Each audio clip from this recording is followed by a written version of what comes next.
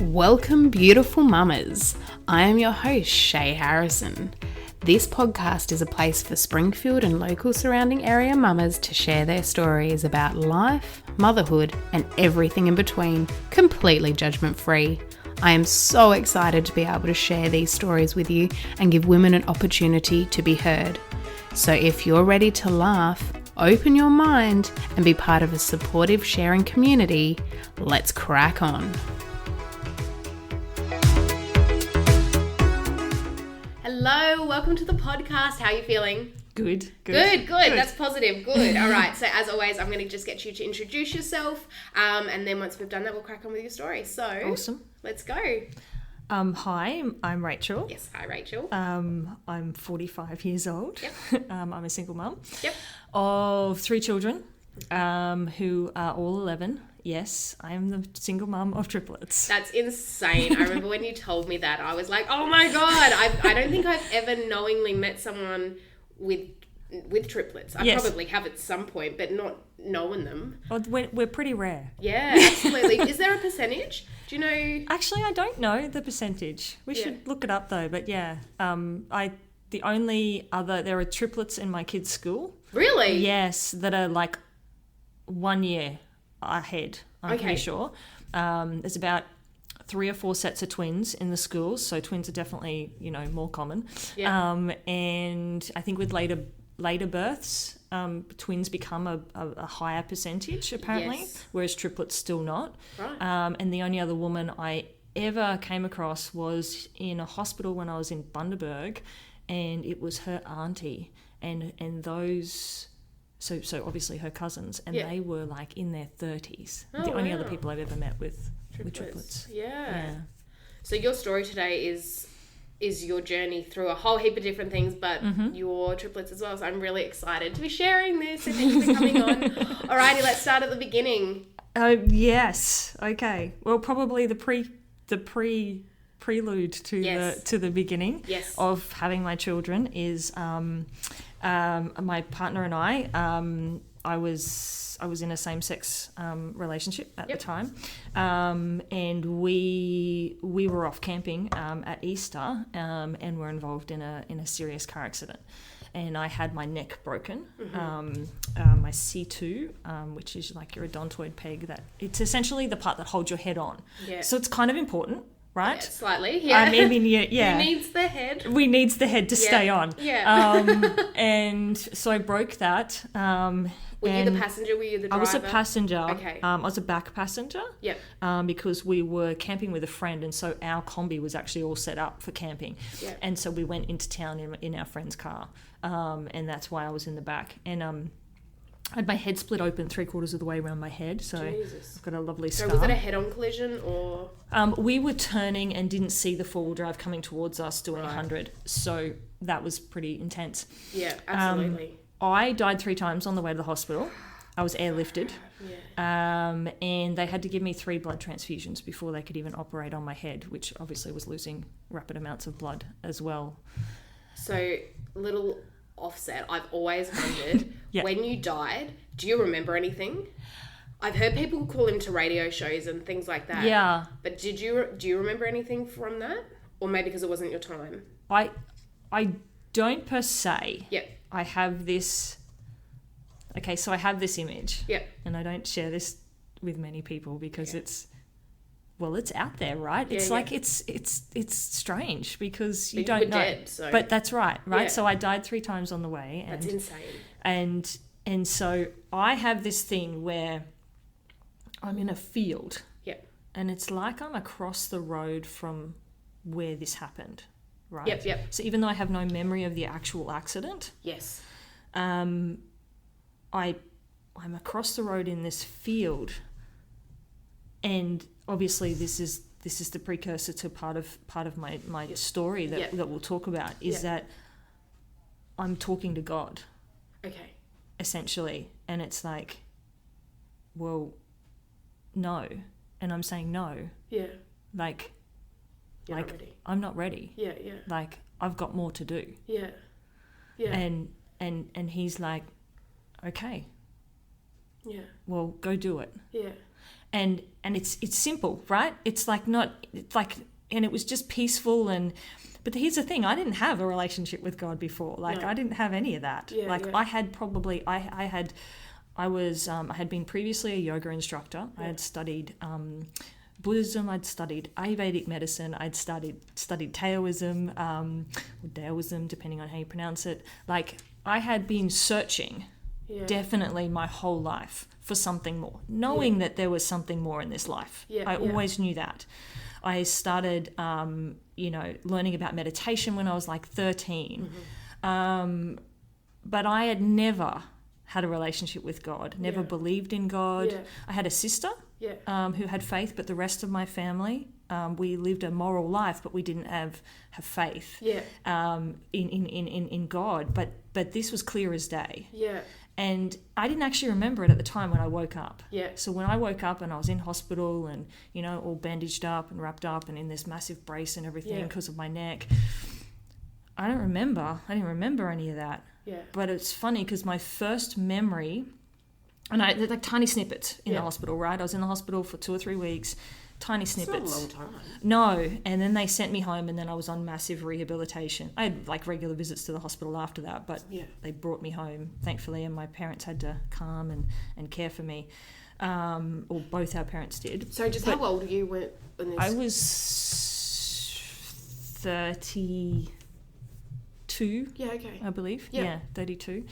But so your parents came. And so my first thought was, God is real.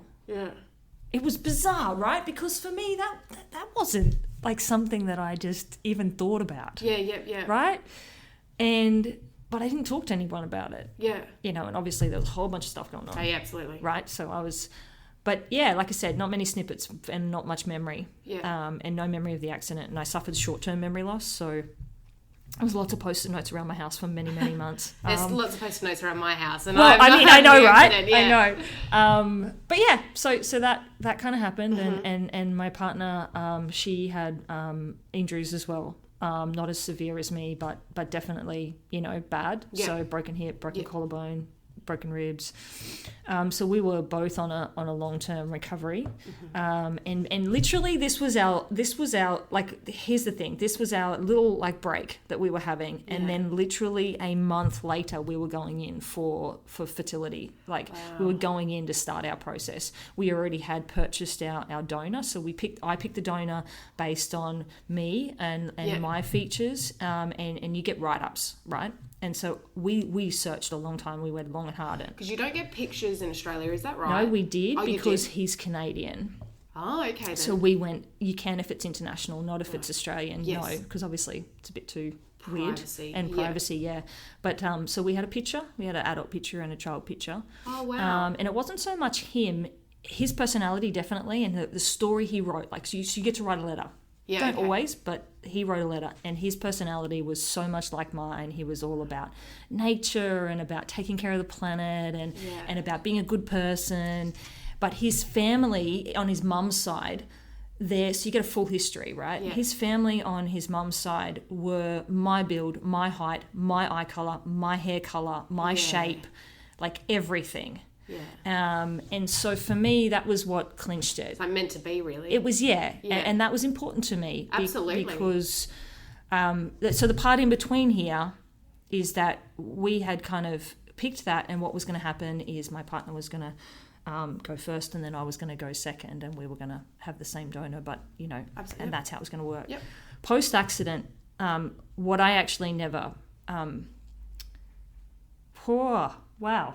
Didn't think that this was going to come up like this. It's all right. Okay, let's keep going. Okay. So after the accident, in a bunch of amongst all the testing and everything, I was told I'd stopped having my period, and I was told that it was unlikely that I was probably going to be able to have children. Is that from trauma, like physical trauma? Yeah. I don't know. Like, they really couldn't answer it. Oh, okay. But I didn't have my period for like over a year. I already had lots of reproductive problems. All my sisters and I, we all have reproductive problems. And we've all struggled through pregnancy. And we all either have like endometriosis, polycystic ovaries, like varying different things, right? And I've had painful period from day dot. Yeah. But then it just stopped, and I had nothing after the accident. And they just said, because of the extreme trauma that your body went through. Like, I'm in 1% of the population that survive my kind of injury and aren't a quadriplegic. Wow. And survive. Yeah. So, yeah. You're like a percentages, triplets, survival rates. Yeah. It's a bit of what doesn't kill us makes us much stronger. That's for sure. I can attend to that. Or gives you trauma. All gives you trauma, right? Yeah. But yeah, so they'd sort of said that. So I'd kind of kept that to myself. And I think for me, I always knew I wanted to have kids, right? Yeah. But I kind of just went, you know what? If I get to 33 and I haven't got someone, I'm going to go out and I'm going to have a kid. Yeah. Right? And that sounds really bad. No, that's but do you know what I mean? That. Like, yeah. Absolutely. I had the same thing. But it's like I always just knew I wanted to be a mum. I'm the oldest of 5 girls. I've got an older adopted brother. Like, I have always just been very nurturing and maternal. But it was for me, it wasn't necessarily about, I had to come to the grips, it wasn't necessarily about me having the child. But I always knew I was meant to be a mum. And so we went through the process, you know, as per we were going to, and I kind of never mentioned it, you know, to my partner, because I guess I lived in that silent hope that maybe it was going to be okay, right? And then we found out we were having triplets. Yeah. And I went, well, I'm done. Yeah. Like, quite genuinely, because I was like, you know, for me, that was 3 times the miracle. Yes. Number 1, I'm alive. Yeah. Number 2, you know, we'd recovered enough to still go ahead and do this, because we weren't even sure if we would recover enough to be able to even go ahead with our plan. Yeah. And to find out that we were having triplets, for me, 3 babies. That was for me, you know, God saying, that was God's blessing to me. And for me, and I know, like, I think the word blessing is used way too frequently in today's society. But that's a blessing. But that was a true blessing. Yeah. And for me, a true miracle. Yeah, because absolutely. Especially when I'm silently fighting and having this internal battle of thinking I probably won't be able to have children. Yeah. And then we find out that it's not 1, it's 3. Not even 1, not even 2. Not even 2, but 3. And we didn't do, this was artificial insemination. So this wasn't IVF. Right. So it's not like we inserted several or anything, right? Right. This was just like, yeah. So other than, like, you know, a 5 hormonal injection 5 days before, like, there was no, like, this wasn't insertion. Like, this was just, you know, the fertility doctor squirting some stuff up there, and you know, and I remember, so I had to carry it right from the lab over. It's just like a block. Anyway, in the sample. Yeah. Yep. So I stuck it in my boob, right? And it's gonna keep warm. yeah. And I'm like carrying it over, and then I'm making jokes, right? Because I was like nervous, and you know, and it's a whole new thing, right? Yeah. It's not something you just go, oh, I'm going to do this. It's like something you have to think about, and we it's a long time, and then it had been paused for 2 years for our recovery, right? Okay, yeah. So, and so. I'm like making jokes, and I'm like, right, and I'm actually praying. I prayed, right, and I'm like, okay, little boys, all right, and girls. No, well, it's boys, right? The sperm, right? And I'm talking to the sperm. So I was talking, and I'm saying, okay, little sperm. Now you got to get there, all right, and you got to get there fast. And when you get there, you got to grab a hold of that egg, and you've got to right. And this is me, and I'm having a conversation. The fertility doctor, I don't know what she was thinking, but probably seen it before. Yeah. But for me, I was like, we got to make this happen, right? Yeah. Because I guess for me, that was my way of dealing with my own internal stuff that I might not be. And I was like, we need to make this happen. Yeah, I need a baby. Yeah, and we needed a baby. And I knew that now this was our only hope. Yeah. Right? And my partner was 4 years older than me. Well, is still, obviously. But yes, I understand you know what I'm saying. And so time was not on our side, essentially. So I prayed, and I had a little chat with the sperm, and then, you know, we did what we did. And so you must have good listeners. I know, right? I know. And then when we found out, so she was actually away, and we took the home pregnancy test, and we actually had friends who had 1.5-year-old twins, and it came up super quick, right? And I'm straight on the phone to her, and she's like, oh, you're having twins, and I'm like, nah, right? Yeah. Anyway, we went into the fill-in fertility doctor like a few days later, And we're sitting there, and I was like so anxious, right? And he's like, no, look, you know, and I told him the story, and he goes, no, you're not having twins. And my heart sank. My heart sank. I thought, it's a false positive. We're not pregnant at all. And then he goes, you're having triplets, right? I couldn't even say the word. That's excited you are. Yeah. And I just was like my whole world exploded with fireworks inside. That's the best way I can describe it. My partner at the time, I think she was just like, what the heck? Like, I signed up for one, right? But for me, because I had all this other stuff, I was like, oh, thank you, God. Yeah. Thank you, God. Yeah. And then I'm done, and we're okay. Yeah. And we're having kids. Yeah. And they're not going to be alone. And, you know, because I came from a big family. Yeah. So there's no such thing as having one child for me, you know. And then we found out down the track that we were having a boy and 2 girls. And so for me, I was like, yes, we've got both sexes. Like, we're good. Yeah. We're done, right? Yeah. But yeah, I mean, obviously that comes with its own trauma, and they were fine. Everything was going fine, right? And you couldn't have had a more dreamier pregnancy. Like, I watched my youngest sister being born because I'm 16 years older than her. Wow. Yeah, right? And so we're quite spread apart as sisters. There's like four or so years between each of us down, right? Yeah. And so I was very familiar, like, with the whole pregnancy thing. I watched my mum. I helped my mum through her final 2 pregnancies, actually, because my next sister is 14 years younger. And they're the only ones that she had close. So for me, I was very familiar, and everything was perfect. Like, even though we were high risk, and I was meticulous about nutrition and about everything. And then next thing you know, I was at work, and my partner's on the phone to me, and she's on the toilet, and she's like, okay, so I finished weeing, but then I've just had like all this water come out. And I'm like, oh my gosh, you've broken your waters. Okay, you need to call the obstetrician, right? And anyway, they were like, no, it's fine. We'll just get you into the hospital. We'll give you like bed rest for a week, and, you know, and then we'll reassess and whatever. And I was like, I just knew. I was like, no. How many weeks was she at this point? 24 weeks. Jeez Louise. Right? 24 weeks. We're on the last day of 24 weeks. Oh, okay. So I leave work, meet her at the hospital, and the obstetrician's going, no, she's not in labour. Like, you know, it's okay, it's fine. And I'm looking at her and I'm going, no, she's in labour. Yeah. Right? Yeah. And I just knew. I knew she was in labour. Anyway, she's not in labour. By like 4 o'clock in the afternoon, the obstetrician's like, she's in labour. And I'm like, yeah. Oh shit. Yeah, like, pretty much. I was like, we've had this discussion. Duh. Yeah. And so then we had all these things, you know, monitoring their heart rate and everything, because they're 24 weeks. Like, they're not supposed to come out yet, right? No. And then we have the pediatrician come in, and he has a big conversation with us and says, there is a 90% chance that one or all of your babies are going to die tonight. Oh, God. And I was like, not on my watch. Yeah. You didn't bless me with these 3 children, God, to take them away from me. Yeah. No way. Yeah. And so I just prayed, and I just kept praying, and these heart monitors are on, and I'm like, it's going to be okay. It's going to be okay, and this is going to be okay. And at 11:28, we were supposed to be going in to be induced and C-section, all that kind of stuff, right?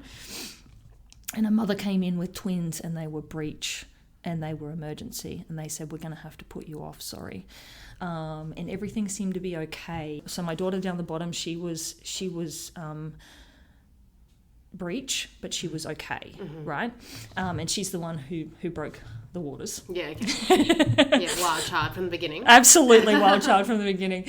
And so anyway, we ended up going in after midnight, which meant they were born at 25 weeks on the 25th of the 5th. Oh, wow. Yeah. And so for me, I was like, that's no accident. Yeah. You don't get that many numbers that correlate, you know, like that was meant to be. And they were all born. And we were also told, side topic, that our littlest daughter up the top, she was the smallest, and we were told that there was an 75 to 85% chance that she would have Down syndrome. Oh, was this...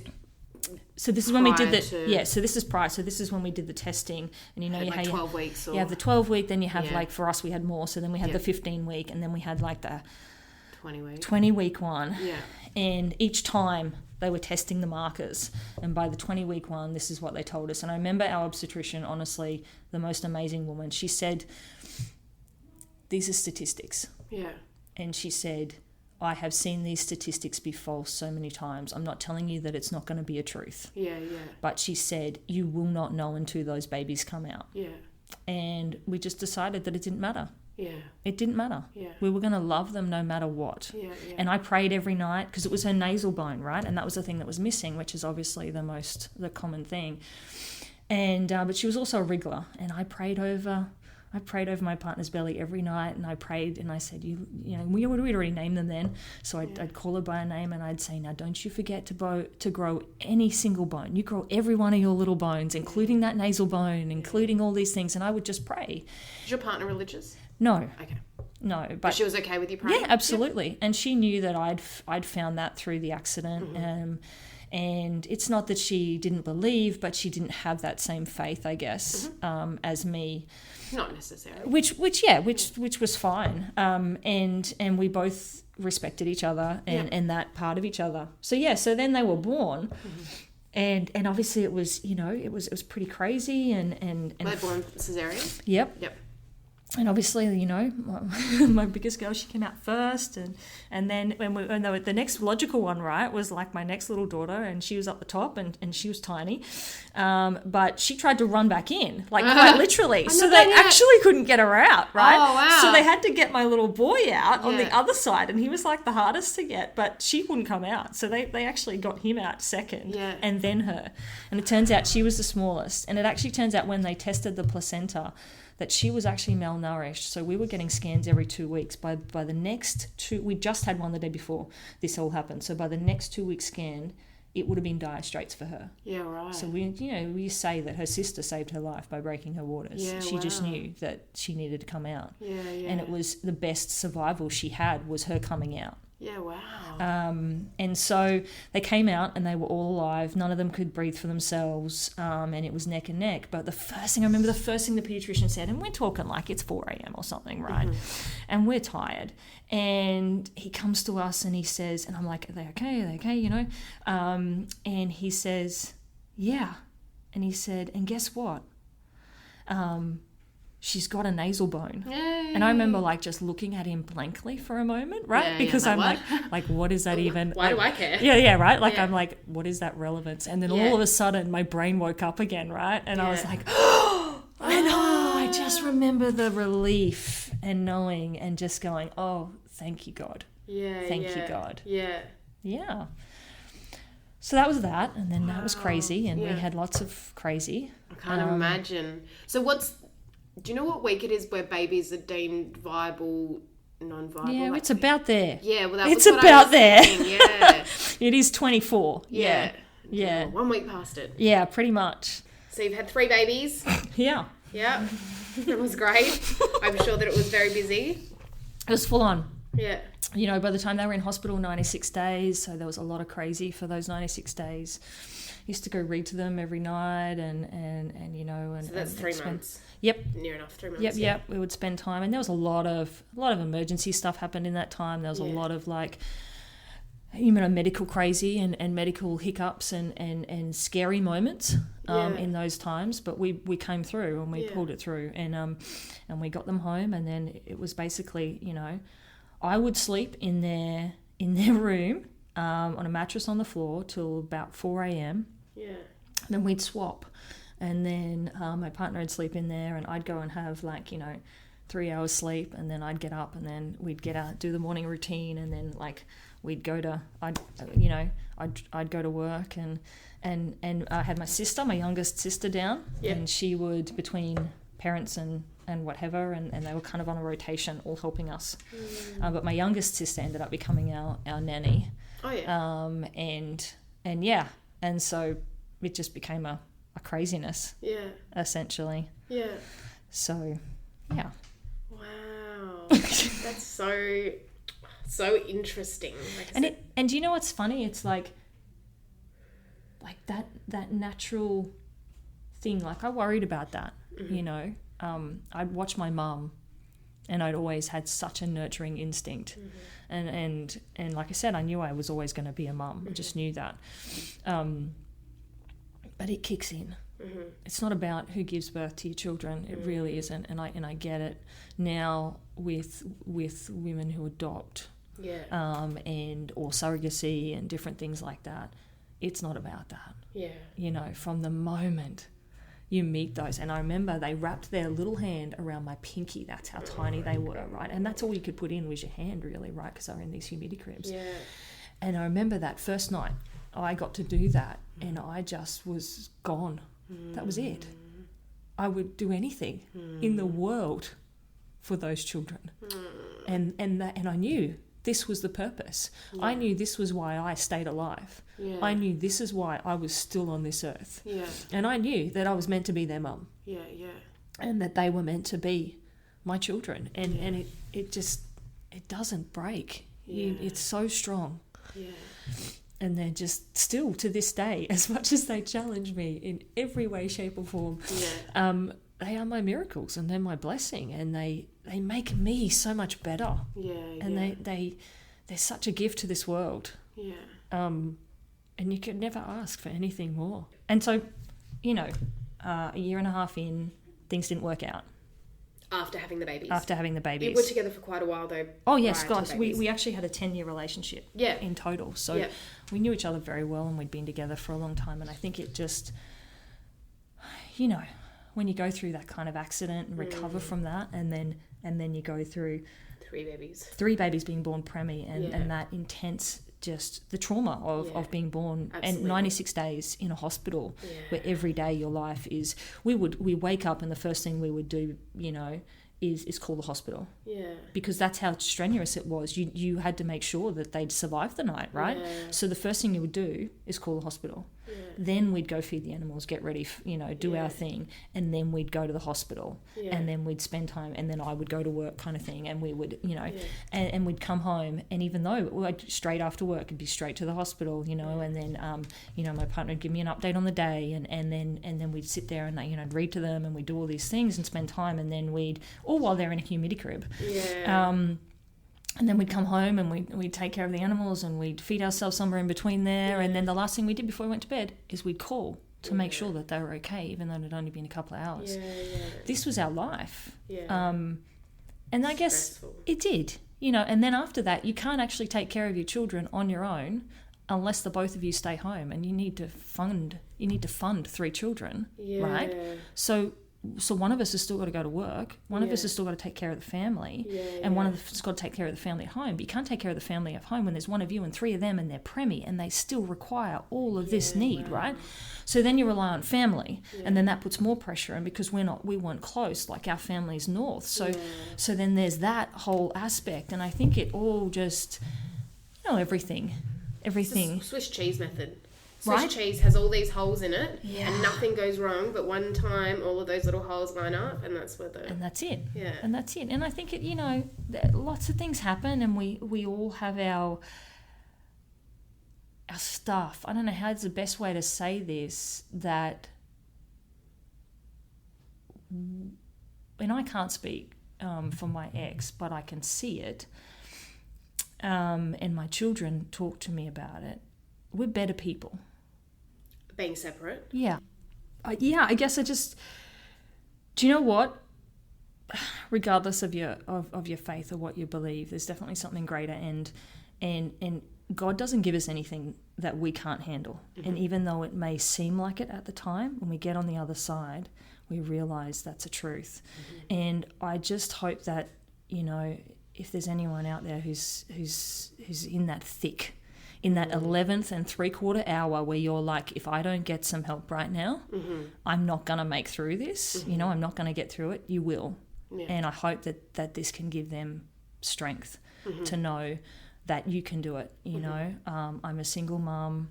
I work in a permanent part-time job, and I run a business. You know, I run actually 2 businesses, and I raise triplets with my ex, and I just hope that people have enough faith and trust and belief in themselves that It's okay. Yeah. Forgive yourself. Yeah. Because we have to forgive ourselves. Yeah. And the thing is, mum is like the hardest job in the world. Absolutely. Parenting is the hardest job in the world. And anyone who tells you otherwise doesn't know how to parent. I'll be truthful, because you can be a CEO of a company and you won't get thrown as much stuff as what being a parent of 1 or 5 or 3 children is going to give you. Yeah. And you're just doing the best you can. Yeah. So forgive yourself. Yeah. And love yourself. Yeah. And love your children. And remember that, I was such a clean freak. My gosh, I had such OCD. But you know what? The dishes will still be there. Yeah. But that child would have grown and developed. Yeah. And they will never be there. Yeah. But your dishes will still look the same tomorrow. Yeah. But your child won't. Yeah. Your child won't act the same tomorrow. They won't be the same tomorrow, or your children. And that's what counts. Yeah. That's what counts. And you can't even put an English word to it. No. It's so incredible. Yeah. So I just hope that's.